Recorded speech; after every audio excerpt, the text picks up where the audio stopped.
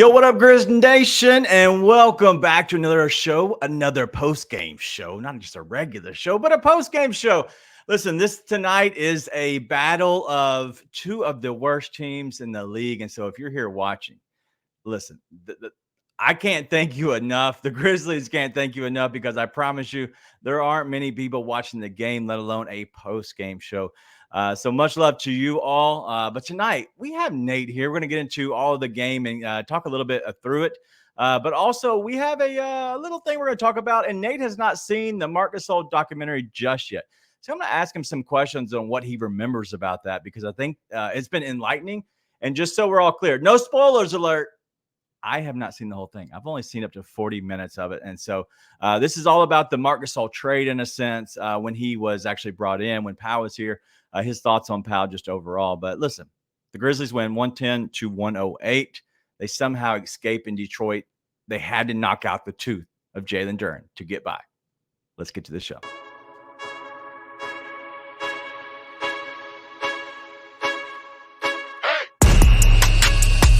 Yo, what up, Nate? What do we call Grizzlies wins? Rare. Eagle rare. I get to break this puppy out tonight. Shout out to the Grizzlies for winning. Yeah, absolutely. So Grizzlies win 110-108 over the Detroit Pistons. They were down, honestly. They were down. Jalen Duren tonight, after he went out after 5 minutes getting his tooth knocked out. But overall, a decent game. The Grizzlies really showed up in the third quarter. Just kind of off the top rope, Nate, what's your thoughts on the game? Shout out to Jared Rhoden for getting us pissed off Luke Kennard. Pissed off Luke. I was thinking in the first half, I was like, I'm so tired of watching Luke Kennard play this mayonnaise basketball. I was so tired of watching it. And then Jared Rhoden pissed him off, and I was like, this is why we still love Luke Kennard. Jaren, shout out to Goon. Unbelievable tonight. 40 piece. To be honest, he should have had 50. He smoked a couple of layups and missed a couple of free throws. He could have easily had 50 tonight. But it's fantastic. Thank God for Jaren Jackson Jr. Just unbelievable talent. We're so lucky to have him. Anyone who hates Jaren it's crazy how silly they must be inside. But I just want to get that out of the way. I think all in all, you have Jaren looking awesome. You have Jordan Goodwin having a great game. You have Lamar Stevens doing Lamar Stevens stuff. Luke did awesome as well. The story of the night to me is Brandon Clark. Brandon Clark looked like Brandon Clark. He still is missing a little bit of the bounce. Yep. Right. It's like he's missing a little bit of the ability to really get up like he was, but he's working his way back. But all in all, he looked like Brandon Clark. That. It was outside of missing a little bit, a couple inches on the vert. Looked unbelievable tonight. It was awesome. It was awesome to watch. So super cool watching that. Cade Cunningham's awesome. There's so many good players on that Detroit team. It's a shame. Why are they bad? Why are they bad? We both know what I think. No, tell me, your thought. I think they have a fraud coach of the year. Oh, okay. That definitely is true. Yeah, but they haven't won, and I'm not saying that in the past, they just didn't have a good coach either, which they might not have been either. But I will say that there is a collection of a lot of good parts, but really what does make this team go? And Benedict, the final score was Grizzlies 110 at the Pistons 108. We're going to keep scrolling on the bottom just so in case anybody does come up late, if you need to see it in the future, we'll try to make sure we always have it there because you're going to get sassy. No. I forget to put it up, so I'm not going to get sassy because I usually forget to put it up. But I will just say we're going to try to always have it there just to make sure, if you do have a question, you come in late, whatever. But I just don't know what is what this team is. And I think what it comes down to is it's a lot of good pieces, but it's not they don't have an engine. That makes sense. Listen, it looks like who's the engine? Is it Cade? It's Cade. Cade and Duren are both the engine. Jaden Ivey can be an engine. The problem is they haven't had any of the time to put it together. Okay. you think about what's happened over this course of just this year. And this is the first year I feel like Jaden and Cade have really had a chance to play together. And for the first half of the season, they didn't. They had to cut Killian Hayes to get Monty Williams to play Jaden Ivey. Yeah. Like, there you go. That sums it up. They haven't had any time to actually work this out on something that should have been worked out before the season started. I say that. I don't know what their injury situation was like. Maybe someone was injured during a lot of the summer. Yeah. I don't know. No, but absolutely. You got guys that should have more time to play together and have more chemistry, and they can't. And then you have guys that just don't make sense, like Malachi Flynn, Evan Fournier, Jared Rhoden. I mean, I don't know what the injury situation looks like in Detroit, to be completely honest. Yeah. But they're starting a guy who the Grizzlies just let go after a 10-day earlier in the year tonight. Jalen Duren goes out after 5 minutes, which, to be clear, definitely impacted the game tonight. Definitely. He's a monster. And then like Chimezie Metu, another guy the Grizzlies cut earlier this year. So I don't know if it's just one of those that think so. Yeah, Metu was supposed to come and they cut him. They kept Lamar Stevens instead. Oh, okay, gotcha. In the trade, I got you. Yeah, go ahead. Exactly. Yep. But you got a bunch of guys playing that like I said, I don't know if they have Buddy Boeheim. That's awesome. Yeah. Marcus Sasser's not even playing. I mean, it's just a bunch of pieces that don't really fit outside of Cunningham, Ivy, Duren right now. I mean, even Wiseman is probably not long for Detroit, right? He's trying to find his footing. It'll probably be somewhere else. So you look at their team, they've really got 3 pieces that they'll probably even like want to keep for the most part, outside of guys who just happen to be kept there. So there's not much chance, and the coach did not help that at all with the beginning of the year, not playing your best players, right? I mean, the stuff with Jaden Ivey at the beginning of the season was just asinine. I mean, when you have to cut Killian Hayes to play Jaden, what are we doing? Yeah. What are we doing? So absolutely. They have enough players to figure it out. Will they? I don't know. It'd be a shame if they don't, because I think Ivy and Cunningham can learn to play next to each other. And Duren is just, I mean, what I would give to have Jalen Duren on this team, right? He's just unbelievable. So we'll see. There's a lot of things that are working against them this year, but some of it's internal too. Last thing on the Detroit Pistons, I do love Jalen Duren on the driving the line, which I'm on now. They literally, like, it's been a joke. I showed this last time. You'll like this. I showed this on the show. Like, they always go around and ask for your pick, and so I said it was, it was my turn. I put my glasses on, asked for like the one shot, and it came to me, and I go, all right, kids, let's talk about a wagon. All right. This is the radio flyer, 100 years of the little red wagon. But guess what? You know who our wagon is? Our wagon is Jalen Duren. And I gave my pick out. He plays 5 minutes. It was great. So, but Jalen Duren, what wouldn't you give up to get Jalen Duren on this team? Jaren, Des. You're okay with anybody else? How many picks would you be willing to give up? I'm not talking about the assets, whatever. I'm talking about, let's say it's trash assets, but picks. You're willing to give up 2 first and then some throw-in pieces, because he doesn't make much money, because he was obviously a middle round, first round pick. And he fits. And he fits perfect. Like, I was about to say, like, almost everything you could possibly ask for, he fits. What do you think the Detroit Pistons would even think about that? I don't know. They have James Wiseman now. I don't know what their contract status looks like, but obviously they do have him, and 2 first-round picks could help them for the future. I'm not, and maybe even this year. I'm talking about this year's pick plus next year's pick, maybe. Yeah, I mean, you could. I mean, I don't know. I was like, it's one of those things where I'm like, no way. And then I thought about it, and I'm like, oh, they got Cade. That was a pause noise that just came out of me, by the way. I apologize to anyone who has their family with them. But you got Jaden, Cade, Asar, Wiseman. I don't know, man. They're just in such a purgatory right now. It's just hard to say what they would do. But like, every time I think about it, I'm like, no way, right? Like, there's no way they do it. So I agree. I want to talk myself into it, but nah. Yeah. Well, okay. The reason I approach that question, okay, is for simply so they're obviously in purgatory, just like you said.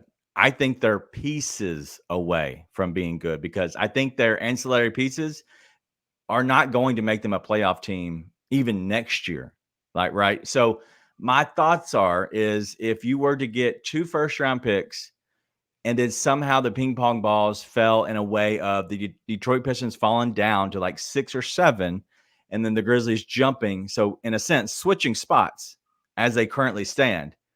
That means like, hey, they're already pissed off, right? Because they're not getting who they thought they would get, and they might have a guy. They could keep their 7 pick. The Grizzlies give up their second and next year's to trade off one guy on their team. I think they would at least think about it. And the reason is because there's so many centers in this actual draft. That's the only reason I'm actually like, I'm talking about it is a wet dream. I get it. But I'm also thinking like, hey, there's potential. And I don't want to go too far in it, but I think there is potential that it could be something. Stop saying that phrase. I just don't see like who are you gonna get? Who are you gonna get that's Jalen Duren? Honestly. Listen, I agree, but like is he what their coaches fit? Obviously, every coach, every front office has a certain fit. Like he might not run because the spacing isn't there, right? So you might want something. He's not DeAndre Ayton, so I think he's probably okay. Yeah. Yeah. No, I agree. I would definitely give up Luke. I'd give up anybody outside of the big 3 to get him.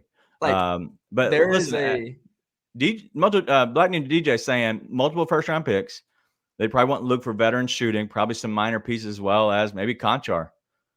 That's all I'm saying. I'm not saying that's a big haul, but you're talking about like you possibly can go back in and get another center. Plus, you can get assets for the future. Well, there's a definite 2K world where that works. Yeah, I'm just saying, like if you look at Jalen Duren, who's just getting 20 and 20s all over the place, it feels like it's like you have to be dumb to come off of that. And this is year 1 of Jalen Duren or year 2? Just year 1, right? Year 1. Yeah.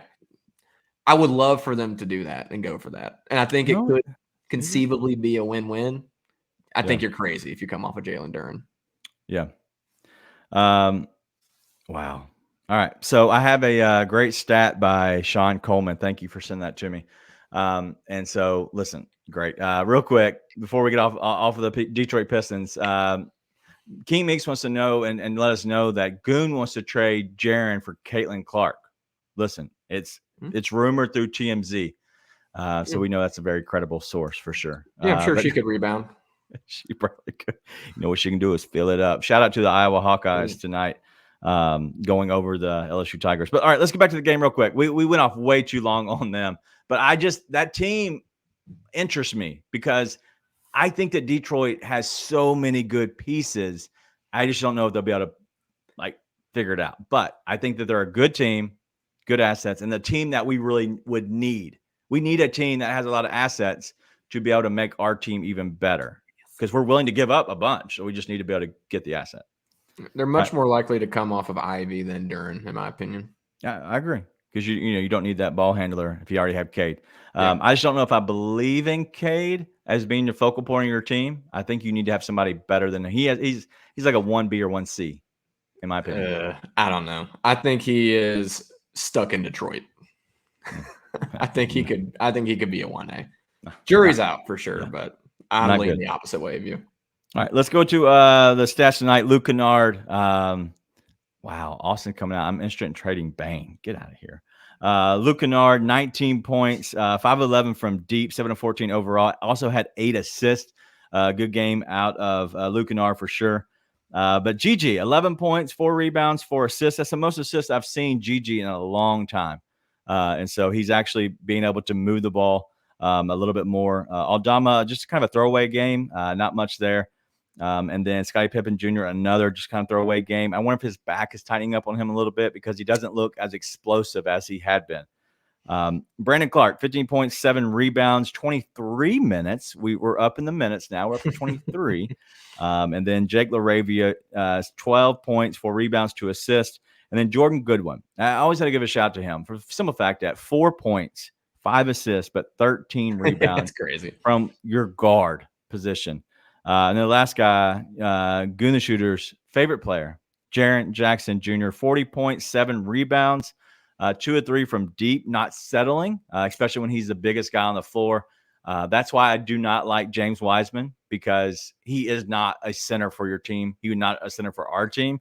I don't love him. If you want to bring him off the bench as your 10th guy, I'm fine with that as your backup emergency big. But overall, Jaren, a great game out of him. So anybody else that you want to hit on? We talk about BC at all? A little bit, not much. BC obviously looks better. He looks like he's getting like I don't know, like getting more confident in a sense. And I think this is the best thing for him this year, is just kind of finding his confidence.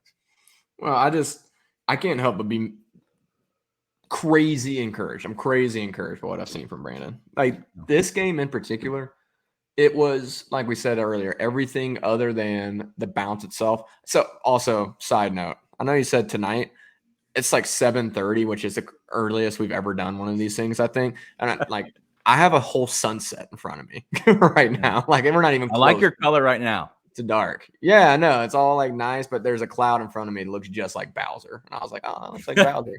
And my ADD brain was taking hold. So I wanted to say that. Wow. But outside of the bounce, he looks just like the Brandon Clark of old. He is all over the boards.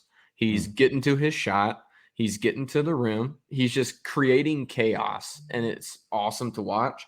Right. And so I just think about, okay, he's got that. He looks like he already has the fear out of his system, right? We talked about he looked pretty timid in the first game back. To be clear, I did not watch the game on Saturday. I saw the score at the end of the second quarter. I was like, yeah, I'm not going to watch the rest of the game tonight. But I don't even know if he played, to be honest. But just think about him having the entire summer where he's not worried about his leg. He's just working on, one, basketball, but two, getting back to that form. And it'll take him a while to come back in, right? But, for sure, dude, like, it just is awesome. It's like, okay, we're going to get BC back. Yeah.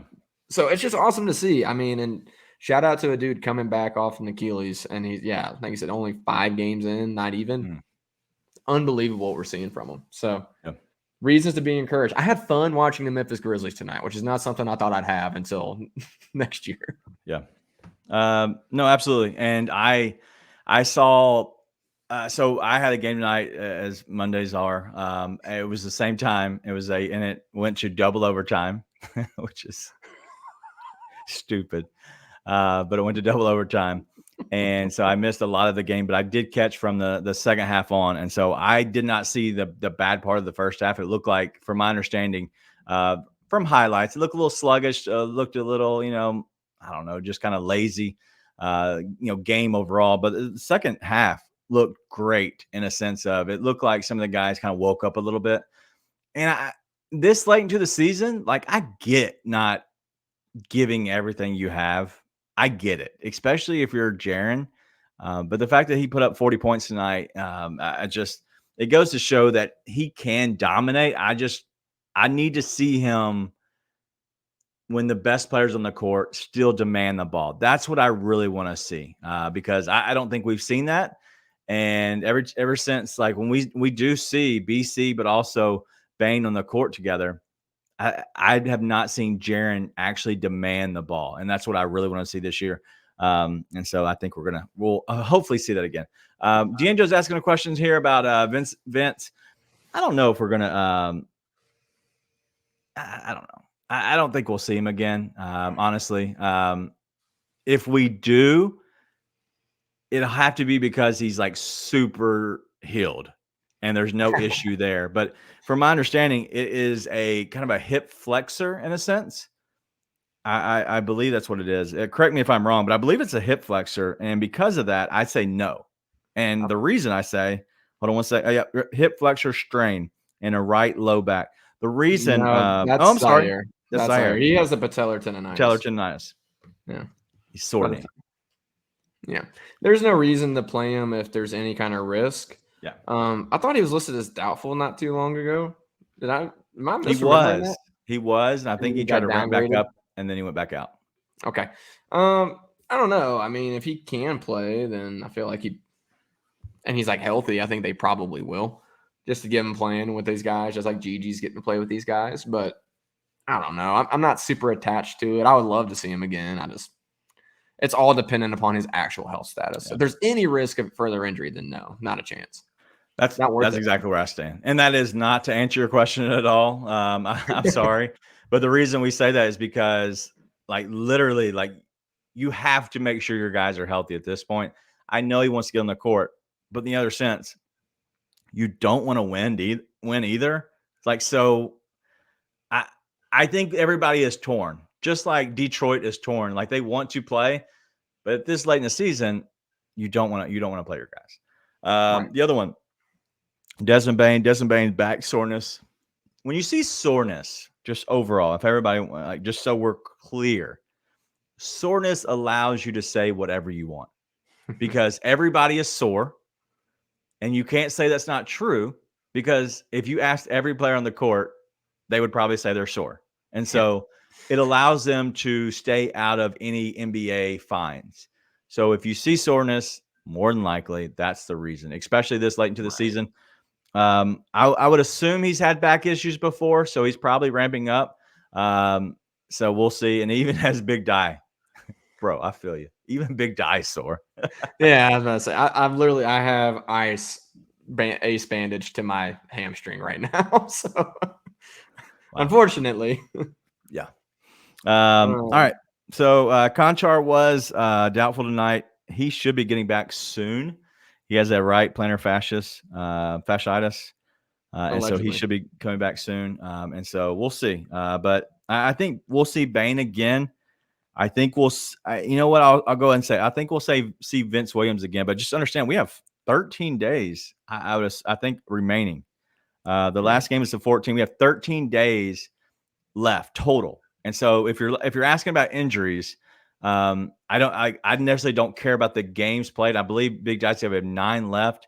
1, 2, 3, 4, 5, 6, 7 left. 1, 2, 3, 4, 5, 6, 7 games left. And we have 13 days total remaining, which that means is if you can't get back healthy in a week, you're done. You're not playing the last 2 games. At that point, it's gonna be dead. So, but we do have looks like we have 1, 2, 3, 4, 5, 6. We're gonna do 7 more of the 7 games. So if everybody's just aware, we are going to miss the Marc Gasol game, which is 76ers at the Grizzlies on 4/6. And so we'll definitely miss that. Anything else you have on the game? Because tonight, I think it was fun. It was a good game, but I don't want to spend too much time on it. We'll hit on some Grizz trivia, and then we'll kind of talk about the Marc doc a little bit. You haven't seen it, obviously, so it'll be enlightening. But also, anybody that has seen it, we'll kind of just talk through some of the discussions in a sense from that has kind of come out of it. So let me make sure. Wayne has some chat suggestions. Wayne, go ahead and put them in there. After the break, we'll discuss them before we get to Grizz trivia. If that's cool with you. I like this one. 7 left, and then next game will be 6 left, and that can be our new chat name. Just making sure we bring it up and we see the light at the end of the tunnel. Wow. Wow. All right, real quick. The comment section, as always, is from Street Cars of Memphis. If you need any kind of modification, just regular maintenance done to your car, whether it is oil change or you need, any kind of fluid changed in there, if your car is shaking when you're driving, not good. Go down there to see your guys at Street Cars of Memphis. They will check it out and hook you up. Go ahead and use the code Grizz901. You'll receive a $55 regular oil change and then $65 for full synthetics. And so there's huge savings taking place down at Street Cars of Memphis. Go check them out online at 901scm.com, or you can call them at 901-323-3332. Go ahead and schedule your oil change, maintenance, or customization service today. All right, that's all we have on the first segment. We're going to take a quick break, and then we'll get back here to Grizz trivia. Yeah. Vince Williams is the closest thing we've seen to Tony Allen. 100% Tony Allen. I think that has been really thrown around very loosely in a kind of just joking manner for a lot of people, because everybody for the love that we have for TA, such a big factor in this franchise. We throw that thing around. We throw that the grandson thing around lightly because it's kind of funny on Twitter. But he is the closest thing to Tony Allen that has been so far in a Memphis uniform. And I think that's very, I mean, DeAnthony Melton might have been the other, but to your point, and that's what made me think about this, is that the fearlessness that he plays with, that's what Tony Allen played with. He did not care who you were. He doesn't see a name on that. Tune in to The Daily Grind with Mark King and Luke Hatmaker at 1 p.m. every Monday through Friday, live on the Bluff City Media YouTube channel.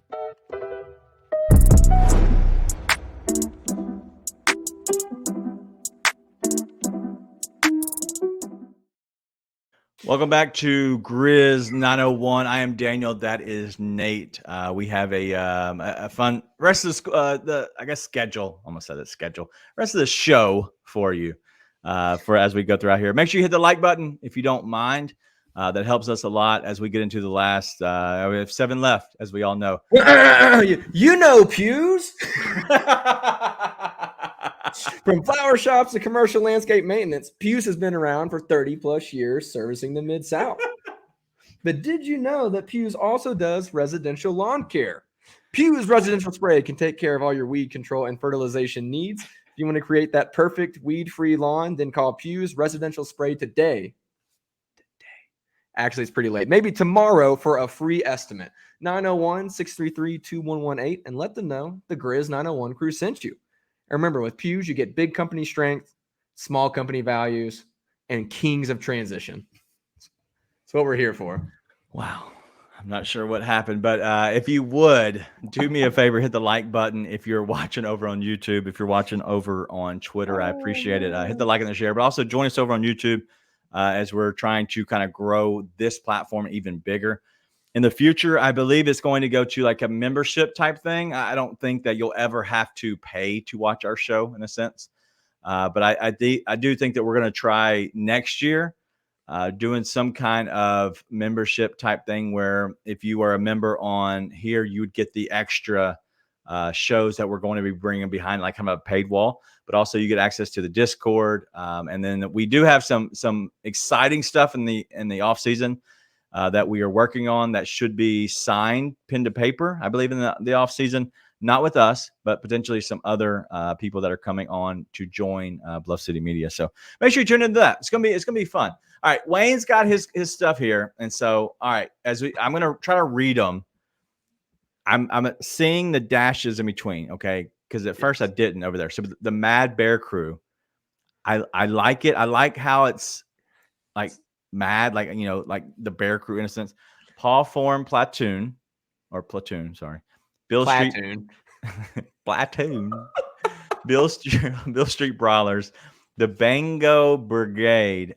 But you guys have to salute every time you refer to us because soldiers to get through the season. All right. Anyone that you see, I have my thoughts, but anyone you see? If you took out one word, I love the Paul Platoon.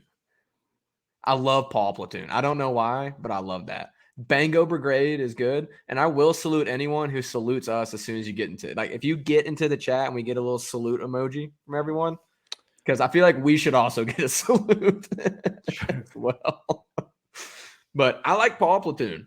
I don't understand the form part of that, Wayne. That's the only part I don't get of that. But Paul Platoon, I like that a lot. I know which one you like, I think. Which one? I think because of your other interest, you like Beale Street Brawlers. I don't. I do. Okay. Listen, that was not my first one. What the heck is that thing? Now we got all this like what is that? Who is that? This is Big Van Vader to me. Fuck, dude. See, this is Big Van Vader to me. Speaking of wrestling, that's Big Van Vader or Big Van Vader. Okay. All right, so I like the Mad Bear Crew. I don't know why. For whatever reason, I like the Mad Bear. I would not pick it, but I like it. But I do think the Bill Street Brawlers. Poor form. I wonder if we could I like the Brawlers. I don't like Bill Street part of it. I think it's fine. But I like the Brawlers. I just don't know how to include that. I love Paw Platoon. It's not Paw Patrol, so I can get behind it. But is PP an issue? Only if you're Klay Thompson.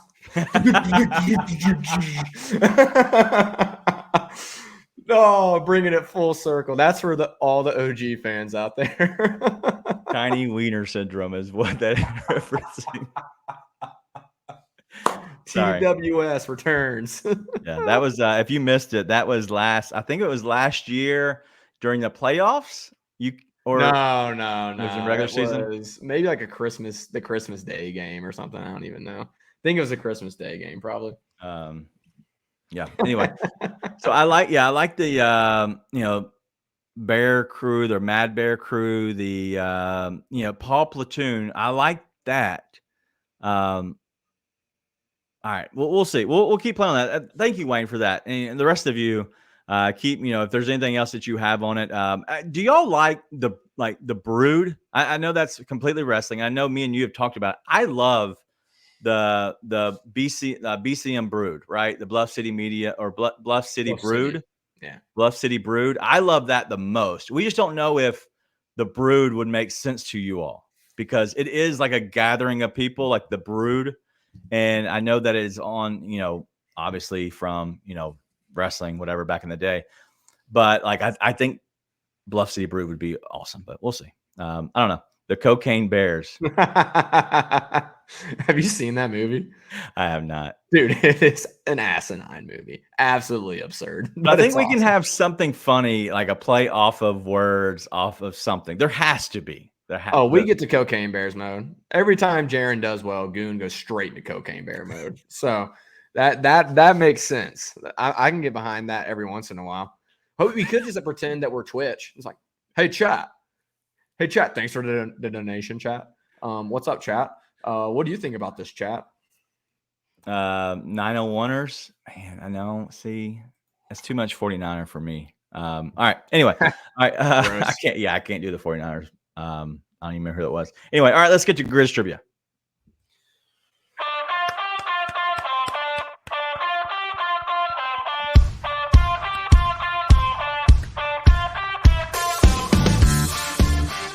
All right, Nate, this is straight from Sean Coleman. If you're not following Sean Coleman, you can follow him over on Twitter at StatSAC.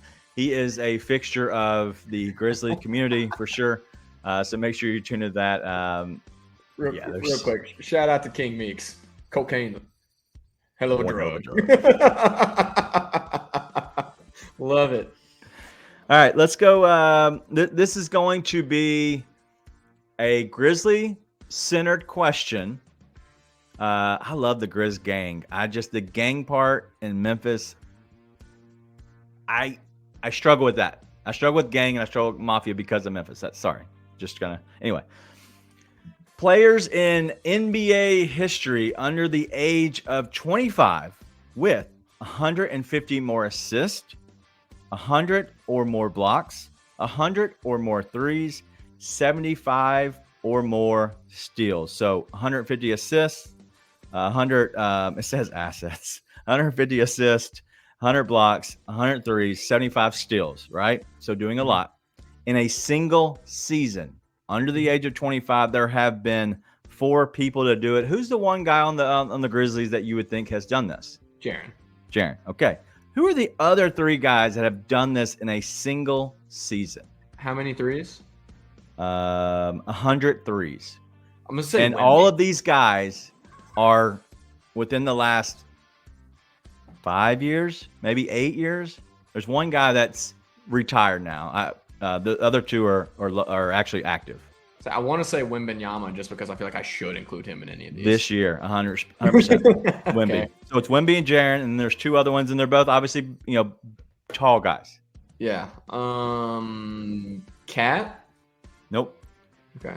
Do they have to be 25 and under now, or they were 25 and They under? were when they did this. Okay. Oh, you said one's retired. Duh. Who was the other one? Is another one this year?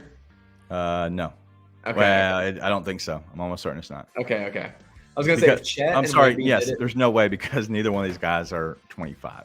Okay. I was going to say, they're easily in their 30s. If Chet did it the same year as Wemby, that'd be pretty wild. Because Chet's had such a good year that just has gotten Wemby'd into oblivion. Yeah. One black guy, one white guy. Okay. Mark? Mark has not. Nobody on the Grizzlies. Okay. You said Grizzly center. I was like, maybe there's one more in there.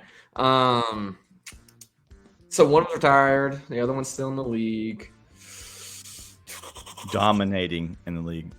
Dominating in the league? I would think so. Oh, Jokic. Nope. Ryan's favorite player. Well, it used to be Ryan's favorite player. Ryan's favorite player? Oh, I don't know. It's like bands you don't know. It's like players who Ryan likes. Dominating the league. They're both in our conference. They're both in our conference? I'm sorry. Well, one anyway, I'm confusing you now. There's one guy, he retired. He's in our conference. He retired. But he was in our conference. The other guy was as well. He was a Grizz killer for forever in our conference. And now he's traded 4 different teams. Still dominating. Was a Grizz killer. Yeah. He kills everybody, so. Okay. Yeah, you did confuse me. One guy has a statue. He's white. Not from America. I was thinking Dirk. Dirk did? Dirk. I don't imagine Dirk getting that many blocks. He was one of the first names I thought of. Younger, he very much so was a shot blocker type guy. And then the other guy should be pretty easy. He is still dominating. He's always been a part of a trio. It's not KD, right? It is KD. No way. Yep. I don't think of him as getting a bunch of blocks either. So that was the thing, is because of, talking about back in the day, like more active. And that's what I think. So King Meeks said, King Meeks and Ryan back to back were Dirk and KD. And so there's some other people that came through here, but yeah, it was so the 4 people who have, they in one season, 150 assists or plus, 100 plus blocks, 100 plus threes, and 75 plus steals. Kevin Durant, Dirk Nowitzki, Wemby, and then Jaren. So really the only 2 people ever to do it were KD and Dirk until this season, and both Wemby and Jaren have both done that this year. That's surprising. The blocks one is what got me on both those guys. Every other stat made sense to me. That's cool. Yep, it is cool. Shout out to Sean at StatSAC. One of the good guys. He's probably, if you ever talk with him on Twitter, like in a room or something like that, he's probably very nice right now. Yeah, very nice guy. Nicer in person. And sometimes that doesn't translate, because usually you don't know people, so you're trying to be nice, whatever, on social media. He's even nicer. He's like a big teddy bear in person. So shout out to you, Sean. One of the good guys.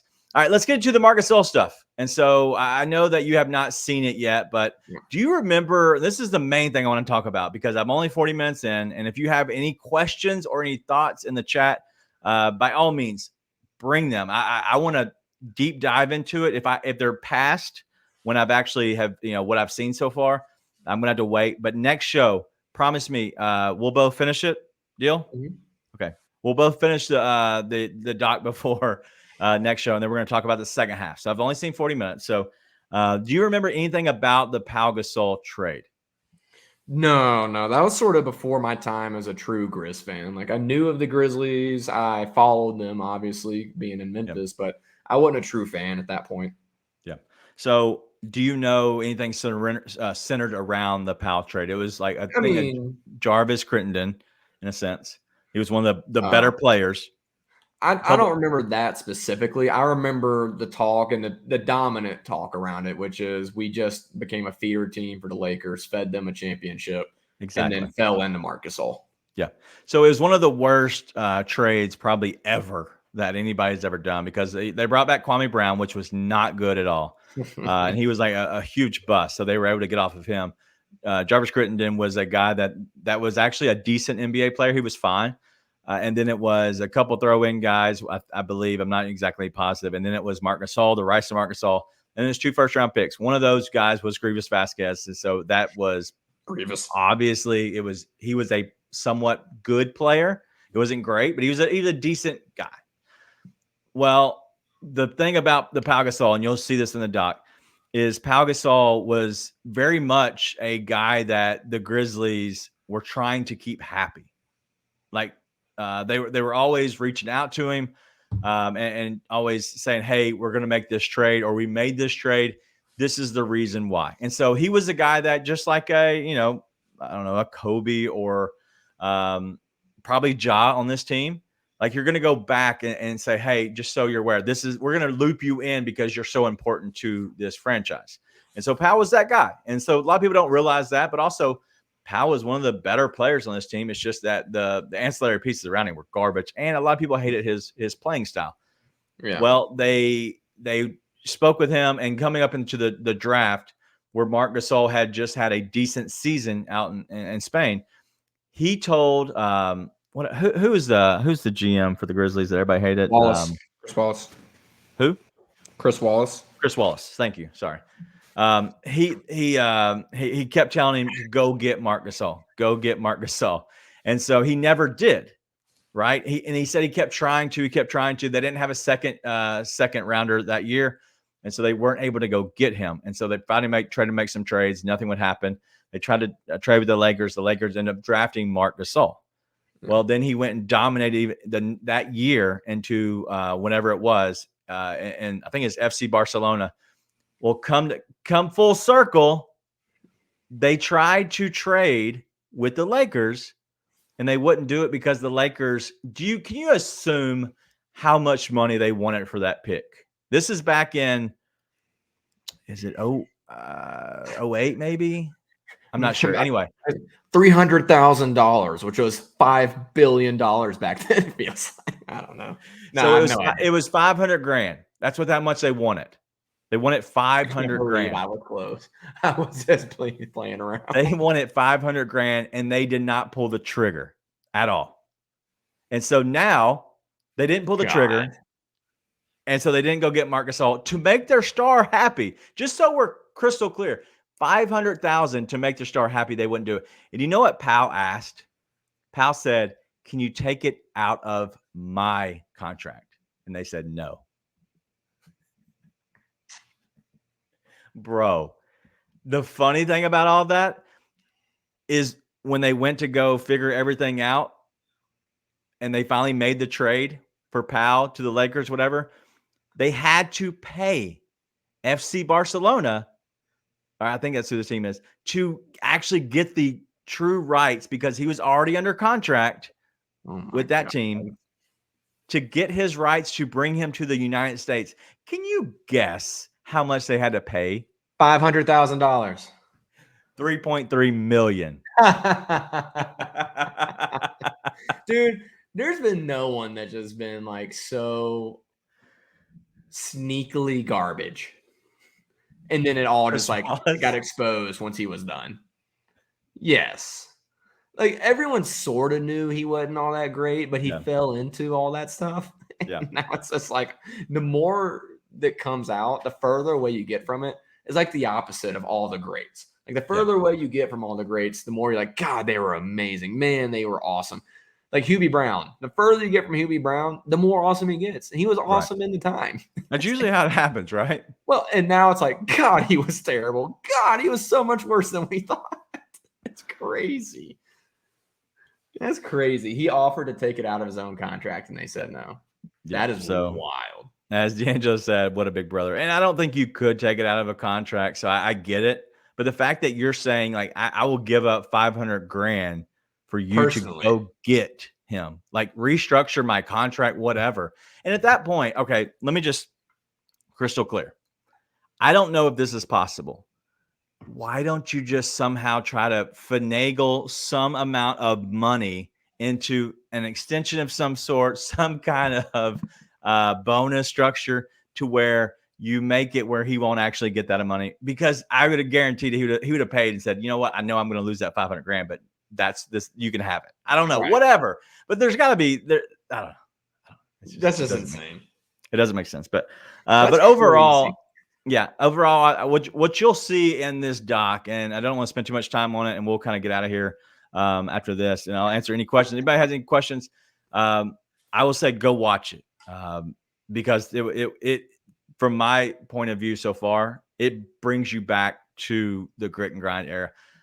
What do you think of when you think of Marc Gasol? Like, just as a player, as his time here, anything you think of him? Like, just I'm talking about as the player, not a moment, but as the player. What do you think of him?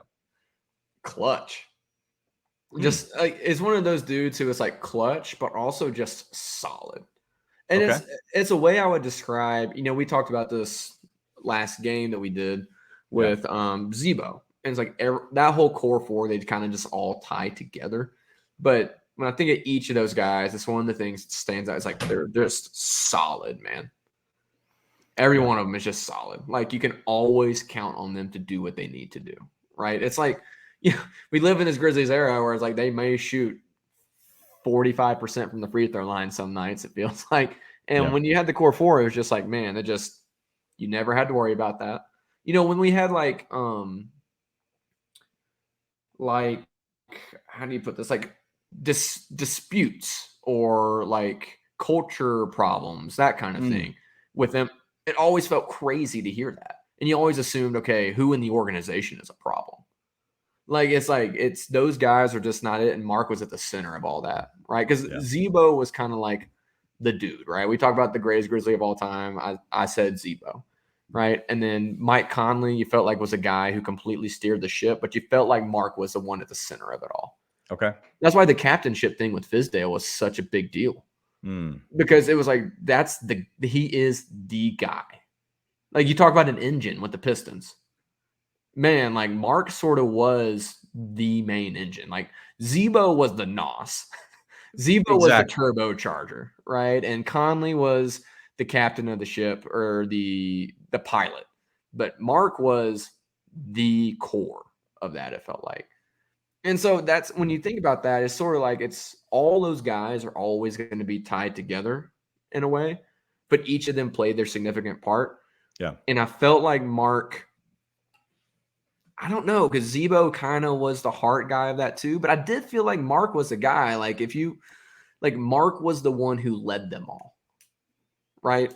And that's what it always felt like. Now, I don't know the ins and outs, right? I wasn't there, but it's what it felt like. But it's just one of those dudes who, it's the same thing. We talk about family, pals trying to give up $500K to get him on the team. Right. They're also very familial people, like, truly. Like, they're sort of staples in Memphis as well, right? The same way Zebo is, the same way Tony is now, the same way I'm sure Mike will be once he retires. Like, Marc and the whole Gasol family is like a huge, like, staple in the Memphis community and cares about the Memphis community. So I don't know, man. There's just so many feelings about it, and every single one of them is positive. So one thing about it, I will say this. Sorry, here we go. They needed all four. They covered each other. That's what I want to talk about real quick. I know that somebody had a question. Was it King Meeks? Who is the heart of the core four? I don't know, because you hear the all heart grit grind from TA. I don't think TA was a leader. And as so many of you, I scroll through just putting up as many of the I guess the really just summarization of who he was, like leadership and so on and so on. I really do think that Marc was like the centerpiece of it all. And the reason I say that is because you had Conley, who is the nice guy, and he wanted to win and had a very much of a drive to be the steady rock, right? Yeah. Just steady Eddie. He was always gonna give you what he gave you. He was clutch as well, and he was always consistent. And then you're talking about the NOS of Zebo. Zebo was the X factor almost every night. Like, he was the guy that was going to literally like make you just give up, because he was going to just keep on and just keep just pounding every night to where you're just like, all right, bro, I'm done. Like, I'm done. And then Tony is so crazy because he was atrocious on offense, but he did so many little things like deflections to steals to actually flying around on defense just to cover people that miss assignments or whatever it might be. he was that guy that you could always count on just to kind of not need the ball, but be on the defensive. But then there was Marc. I feel like Marc was almost the center, kind of the center of it all, because he wanted to make sure that whatever he did, he was consistent each and every night. And you'll see that in the doc where his drive to not lose, not even to win, to not lose was stronger than everybody else's in a sense, because everybody had their issues, right? But I think he was never satisfied, and he was so angry in a sense and so upset that he was not able to bring a championship to Memphis. And so you'll hear about that. And that's really what kind of hit home, is like having somebody say that and you're like, my God, like, bro, it meant something to him, because he grew up playing here, at Lausanne. They went back and then he came back again. And then they are the reason that the Grizzlies are the Grizzlies. Like, it is not because of Powell. And I want to ask this question real quick. Who's better, Marc or Powell? Dude. I mean, I can't answer this without bias. As a Grizzlies fan, I want to say Marc, man. I don't know. It's like, I have to say Marc as a Grizzlies fan, but I'm not positive it's true. If I'm being honest, I think Powell might edge him, but I don't know. Powell played with Kobe, so it's like, what do you do when Powell's not with Kobe? But Powell was awesome too. Like, I don't know. As a Grizzlies fan, I have to say Marc. That's my cop out. I have to say Marc as a Grizzlies fan. I honestly don't know if I could answer that. I will say that I think it's Marc, just because I felt like he could spread the floor a little bit, and I felt like his defense was a little bit better than Powell's. And so, all right, go ahead. Derek Rose fan 23 says Marc was Jokic before Jokic. That's all I must say. Listen, I feel like Marc was the beginning of that. I do feel like Marc was the beginning of that kind of facilitation, like do it all type of center. Like it does. When I think back, and I'm sure, like, I'm not the basketball historian, plenty of people are. Right. But when I think about it, I'm like, man, Marc really felt like the beginning of that. Like, and so I think that's pretty spot on. So what I will say is, Ryan's saying, Jokic essentially was like kind of an evolution of Marc's game. Like, he kind of evolved from that.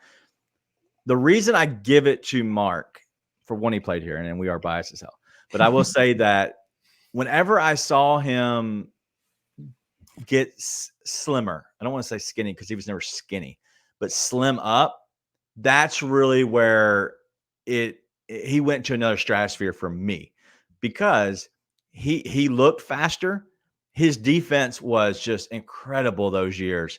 And so whenever he slimmed up after his first few years, when I think he started watching what he was eating and doing that in a sense, I really do think that's what put it over. But they had such different games. I believe Lightning and DJ said the same thing. Like, their games were very, very like different. And so I like Powell. I hated Powell for Memphis because he was not Memphis. Like, Marc was Memphis, even though Marc was literally like the same version, but a little bit bigger. He wanted to eat your heart out, like literally.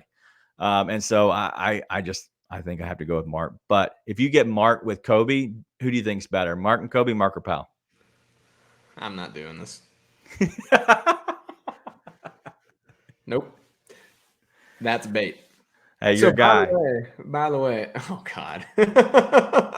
Shout out Chuck. Get him, Chuck. So by the way, 1985.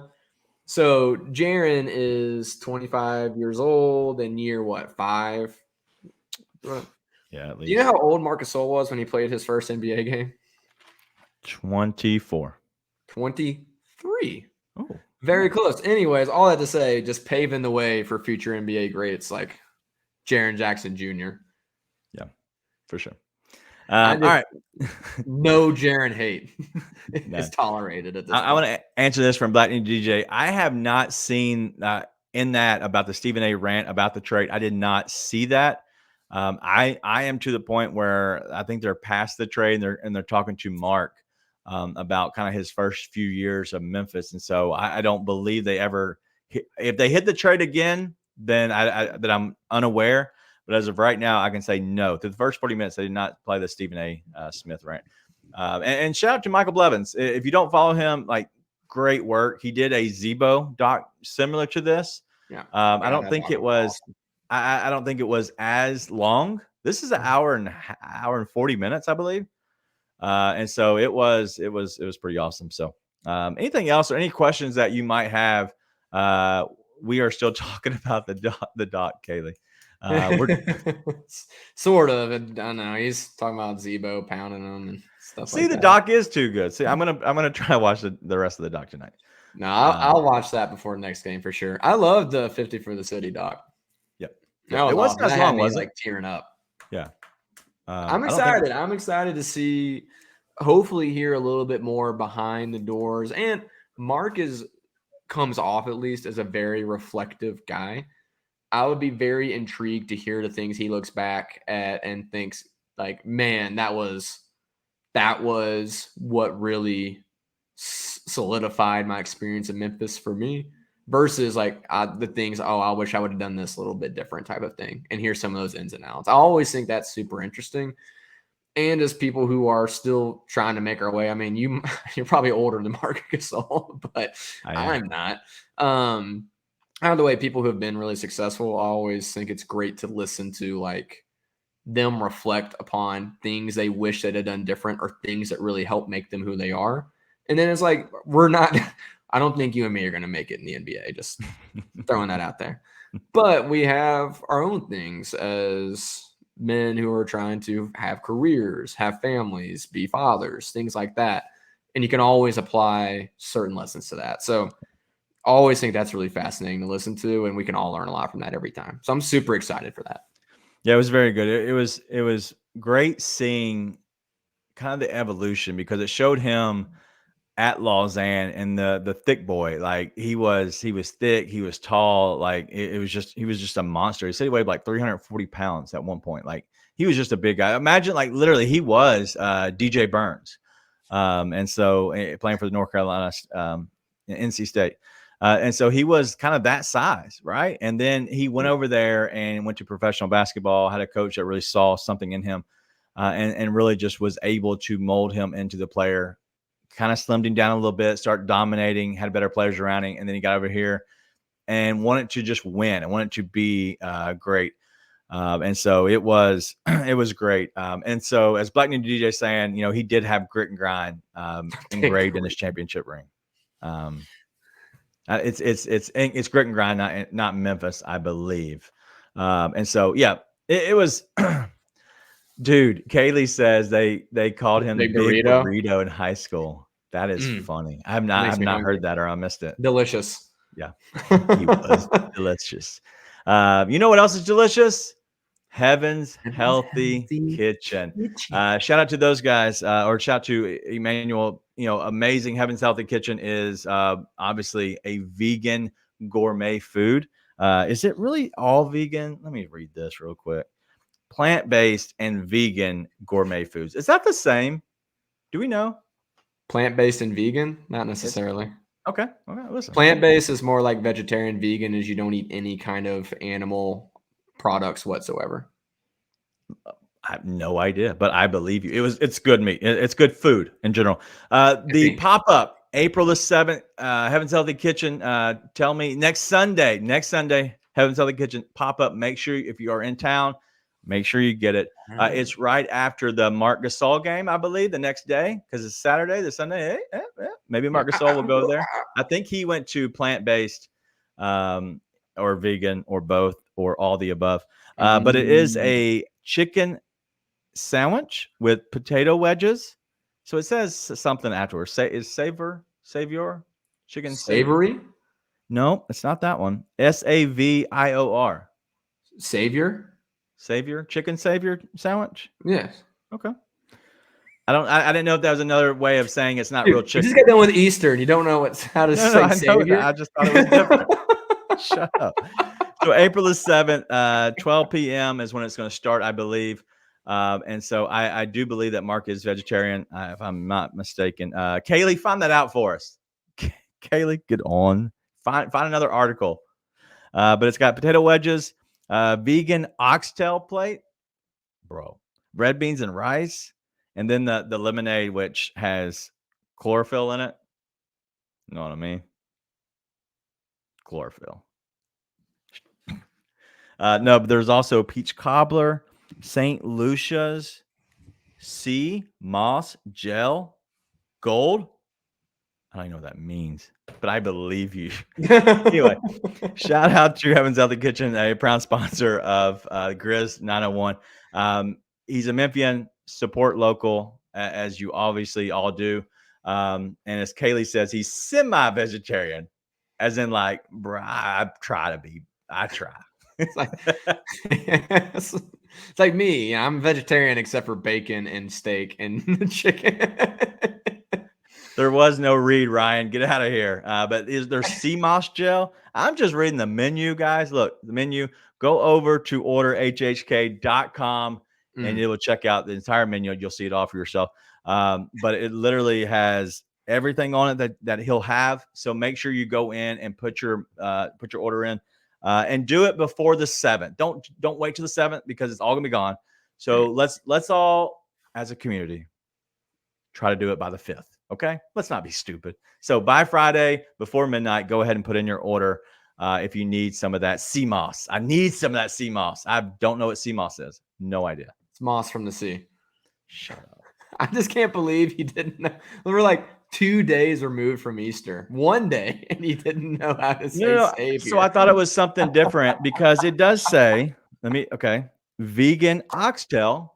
Okay, and then it says the chicken Savior sandwich. I thought it would meant to be something different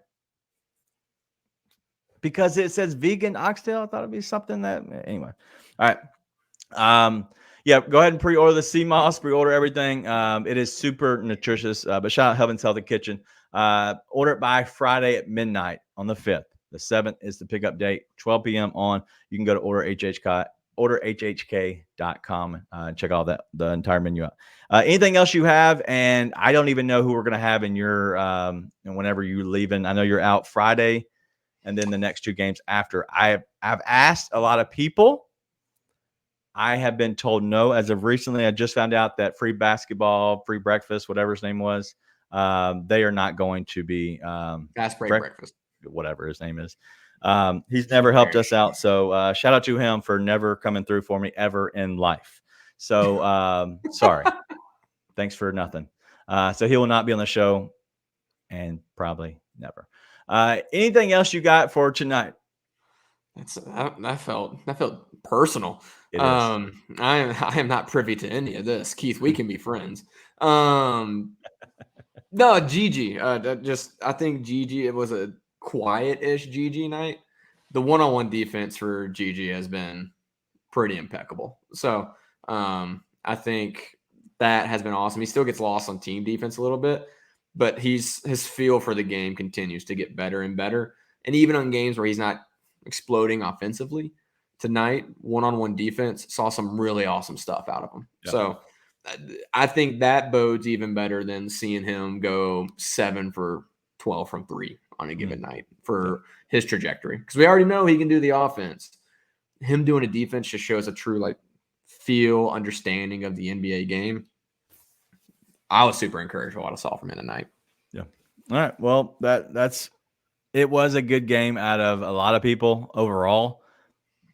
I don't want to take too much into it just yet, but I like the encouragement of seeing Jaren take over. I hope that he continues to ask for the ball whenever the other guys get back here. So, listen, last thing I'll say, Jaren had a bad game tonight from Goon. Incorrect.